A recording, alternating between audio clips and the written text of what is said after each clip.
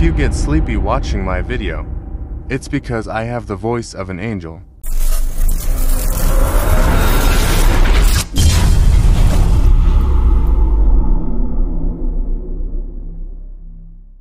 So what's up guys, Aljon here. Pag-uusapan naman natin ang magulong mundo ng Pinoy basketball. Alam nyo na. So for today's video, wala masyadong magandang trade rumor Saka doon sa mga YouTubers at sa Facebook, ang papangit talaga ng mga trade rumor nila paulit-ulit na lang Pupunta sa Ginebra, pupunta sa San Miguel, pupunta sa Token Tech, sa Magnolia, lahat na lang dinala doon sa top 4 teams. Nga nakakatamad gawa ng content yung mga ganun na mga imposible na mangyaring trade. Ang naisip ko for today's video is kung sino yung mga players na dapat matrade. Kung sino yung feeling ko na kailangan di naman masyadong ginagamit sa teams nila. Feeling ko is pwede magamit sa other teams.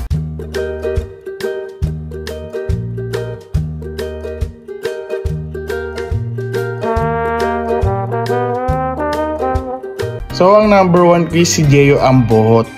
Kasi hindi siya ginagamit sa Converge Fiber Xers talaga na maayos Feeling ko mas magamit talaga siya ng ibang teams. Tsaka bata pa to tsaka sentro laruan. Magagamit to sa mga teams na kulang talaga na sentro. So sa Ginebra, si CD Onubere. Si CD kasi maganda pinapakita nung nasa rain or shine siya, pati sa Northport Batang Pier. Nung nalipat sa Ginebra, hindi masyado nagagamit. Ngayon, nagagamit siya dahil ang daming injury. Pero syempre, pagbalik niya nila Jeremiah Gray, nila Jamie Malonzo, nila Aljon Mariano, syempre wala na naman. Itsopera na naman siya for sure. So yun nga, feeling ko dapat matrade to si CD Onubere pagka bumalik na yung mga players na injured sa Ginebra San Miguel. Ito sa Blackwater, feeling ko naman hindi nila kailangan talaga mag-trade kasi mas kailangan nila ng mas malakas sa players talaga. Mas kulang pa sila sa star power. Pero kung may iti-trade ako sa Blackwater is si James Yap. Ako lang naman kasi for me, dapat talaga mag-retire siya sa Magnolia Templados hotshot. Iconic talaga si James Yap, lalo na sa Magnolia Templado, sa Pure Foods, sa San Mig Coffee, diba? Siyang part ng history ng Pure Foods franchise. At feeling ko dapat mag-retire si James Yap doon.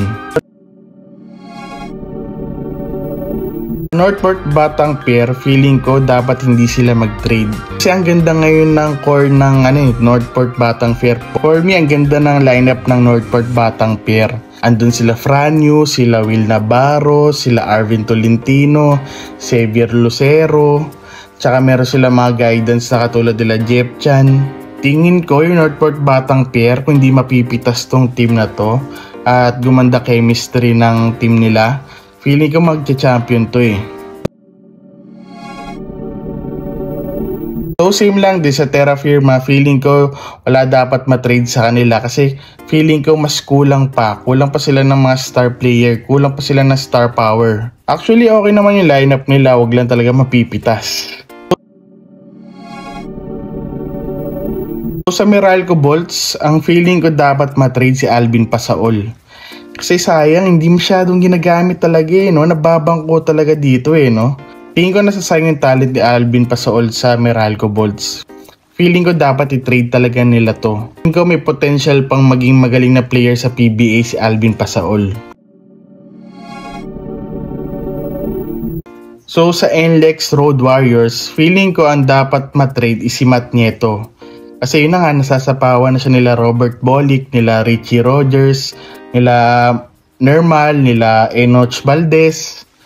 Feeling ko dapat na i-trade si Matt Nieto, hindi na siya nagagamit sa NLEX Road Warriors kasi. So sa Rain or Shine Elasto Painters, feeling ko wala dapat i-trade dito. Maganda yung team nila. Tingin ko sa Rain or Shine maganda yung team nila, hindi naman kailangan kasi yun nga lang, natatamaan sila ng mga injuries talaga sa mga big man nila ngayon. Pero feeling ko hindi kailangan na Rain or Shine mag-trade.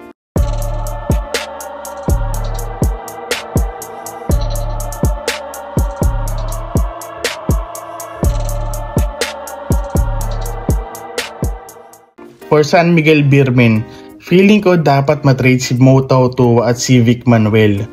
Kasi grabe na sobrang loaded naman masyado kasi na San Miguel Beermen Feeling ko naman pag nawala tong dalawang players na to, kunyari mapunta sa Terra Firma, malakas pa rin San Miguel Beermen talaga Kaya kailangan ma-prove ni Mo Tautua talaga na hindi siya pamalit lang kay Junmar Fajardo. Dapat si Mo Tautua ay isang all-star player. O talaga kay Mo Tautua, isa siyang star player, isang star center. Mapunta siya sa Terra Firma, sa Northport, sa Blackwater. Sigurado tataas ang stats ni Mo Tautua.